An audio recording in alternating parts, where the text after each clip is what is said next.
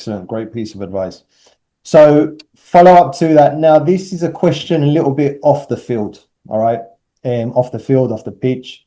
So as a one-to-one trainer, you obviously, if you're running a lot of sessions, that's a lot of high energy.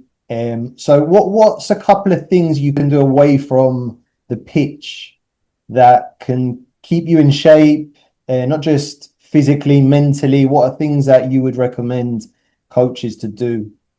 Yeah, I think especially if you're doing this, for example, full-time, if you're a full-time private soccer coach, football coach, don't get too sort of invested in it, because football's quite an emotional sport as it is.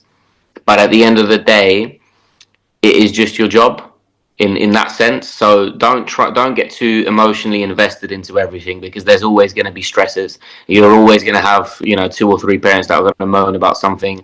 Someone's going to say something and stuff like this. So you just sort of, don't allow it to consume you. That's what I would say. Don't let the world of football consume you, because it's consuming already as it is, just as a spectator, let alone being involved in it.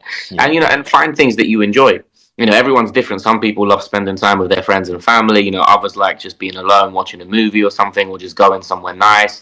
So just find ways that relax you. Don't sit on your off day. Oh, I have to plan this because yesterday, this happened and this happened. No. That was yesterday. Today's your day off. Do what you need to do to reset yourself, and then you come back again whenever your work day is. So find time to have that break. I know coaches that work 7 days a week. Myself, I coach 7 days a week. And it's a challenge, because within that, you have to then look at, well, what can I do in the off time, in the hours that I get off, and then it's just about finding, like I say, what you enjoy doing to sort of reset yourself both physically and mentally from away from the pitch.